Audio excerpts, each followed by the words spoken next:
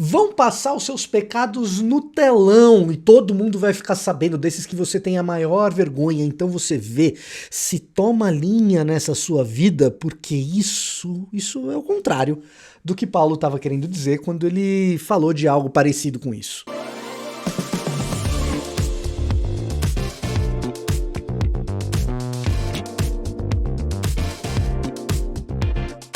Olá, eu sou o Victor Fontana, esse aqui é o meu canal, ele pode ser um pouco seu também, para isso basta que você se inscreva nesse canal, ative as notificações, deixe o seu like, o seu comentário, dessa forma você se torna parte um pouco deste pequeno espaço na internet. E se você gosta de Bíblia e de teologia, seu lugar é aqui, portanto não se esqueça de verificar se você está inscrito de verdade, para continuar recebendo bom conteúdo aqui no YouTube. E hoje a gente continua a nossa jornada, a nossa caminhada com elas. Sim, elas. As Bíblias 365, olha só, tem até de outros jeitos diferentes dessas aqui, ó, mas eu tenho essas para mostrar. Tem também na descrição do vídeo, caso você queira adquirir a sua. Eu vou ler hoje a versão digital do que a Bíblia 365 sugere para o Novo Testamento. 1 aos Coríntios, capítulo 4.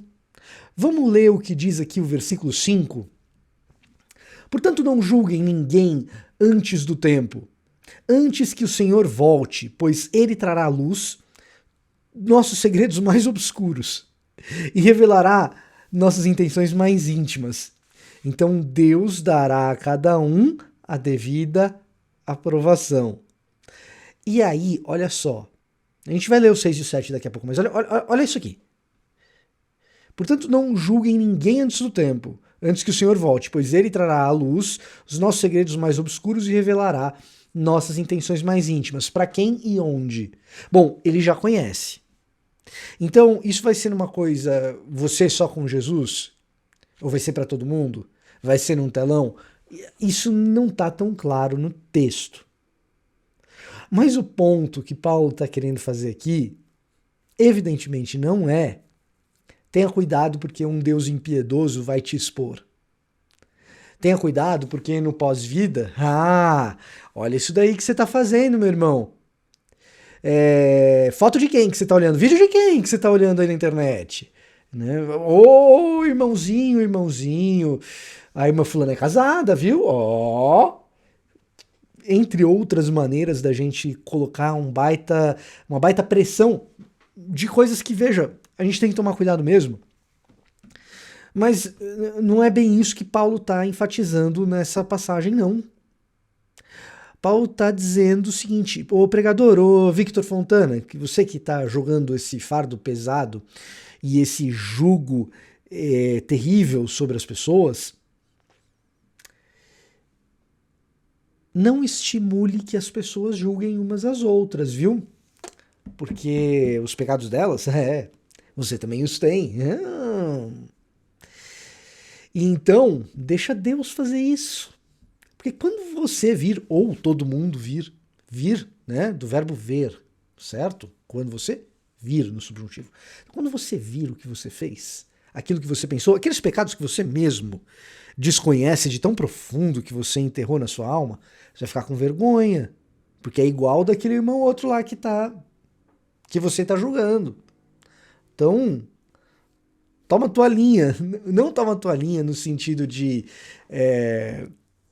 um Deus moralista que quer te expor. Não, toma tua linha porque o pecado do outro que você está julgando, você também tem os seus escondidos. Então deixa para Deus aprovar ou reprovar as coisas.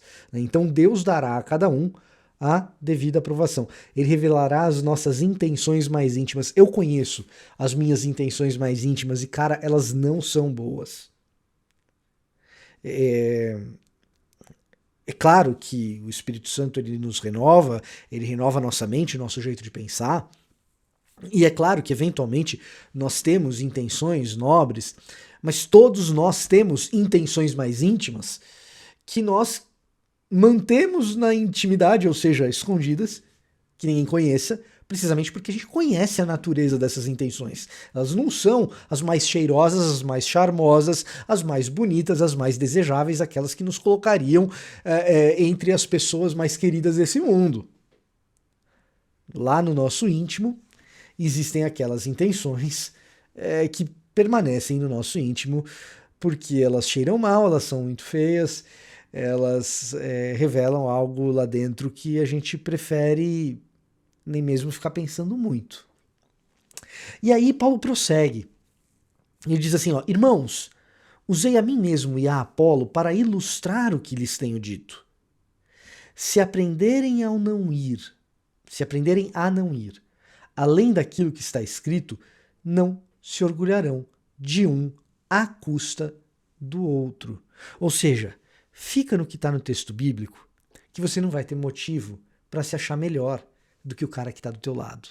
Portanto, essa história de revelar a intimidade no lugar de um moralismo exacerbado, Paulo está usando aqui para gerar, na verdade, uma liberdade entre irmãos que reconhecem em si mesmos limitações e falhas, e esse reconhecimento faz com que esses irmãos se comportem como irmãos amados. O reconhecimento das fragilidades, das falhas, das limitações, das más intenções que estão lá no íntimo, esse reconhecimento, ele faz com que a gente não se ache um melhor do que o outro. O tal do pecado lá no telão não é para oprimir você de cima para baixo do púlpito para a igreja. É para dizer, olha, você é ser humano. E aquele cara lá também é. Deve ter um motivo para ele fazer o que está fazendo. Deixa esse julgamento para Deus. E claro, isso vindo numa epístola como a Epístola aos Coríntios, em que Paulo é muito duro com o comportamento da igreja em Corinto, a gente tem que entender o que o apóstolo está querendo dizer aqui. Não é algo como qualquer comportamento vale, libera geral, então pode tudo. Não é disso que o apóstolo está falando. O que o apóstolo está falando é, perceba que existem condições morais que carecem de correção. Não vai ser corrigido por meio da nossa mão pesada de fazer parecer que aquele cara é pior do que a gente. Porque não é. A gente é ruim, ele é ruim.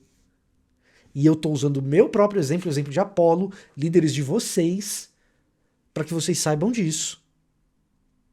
E essa parece ser uma opção de liderança mais sadia. Uma liderança em que usa o seu próprio exemplo de fragilidades e de problemas para que se perceba que no âmago do ser humano existem coisas quebradas que precisam de conserto. E quem traz esse conserto não é moralismo, é o evangelho. Não é julgamento, é a cruz. Que sim, é um peso, porque ela julgou contra Cristo o meu pecado e o seu. E o versículo 7 continua. Pois que direito vocês têm de julgar desse modo? O que vocês têm que Deus não tenha lhes dado? Ou seja, até o que vocês têm de bom. Vamos lá, é claro que eu e você temos coisas que são boas. Quem deu? Quem nos deu? As habilidades, os dons, as capacidades e mesmo as boas intenções. Quem foi que nos deu? E se tudo o que temos vem de Deus, por que nos orgulhamos como se não fosse uma dádiva? Use cada momento dessa vida e tudo aquilo que você tem para se orgulhar, sabendo que esse orgulho não é de si próprio, mas de um reconhecimento de que você foi presenteado, você recebeu uma dádiva de Deus, que deveria ou deve transbordar a partir de si, a partir de você, para que alcance outras pessoas e assim elas não sejam julgadas, porque esse pertence a Jesus e um dia acontecerá, assim como o meu e o seu. Mas para que essas pessoas percebam que, apesar das intenções mais íntimas que nós queremos enterrar, existe um Deus dadivoso, gracioso, que não precisaria da gente, mas mesmo assim nos concede os dons. Portanto, essa ideia, cuidado, Deus vai passar seu pecado num telão, ela é o contrário do que Paulo diz. Regozije-se. Deus é um Deus que nos dá dádivas, apesar de sermos quem somos. Portanto, deixa o julgamento para Ele e fica tranquilo, porque você pode ter a certeza que o seu julgamento está nas mãos de um Deus justo e amoroso. Gostou do que ouviu até aqui? Chegou até o final, deve ter gostado, né? Então, não se esqueça de deixar o like e, quem sabe, assistir mais um vídeo. Você não tem nada a perder, passa aqui na descrição, adquire a sua Bíblia 365, leia ela comigo e conheça o meu curso sobre como preparar um estudo bíblico. Eu vou ficando por aqui e até a próxima.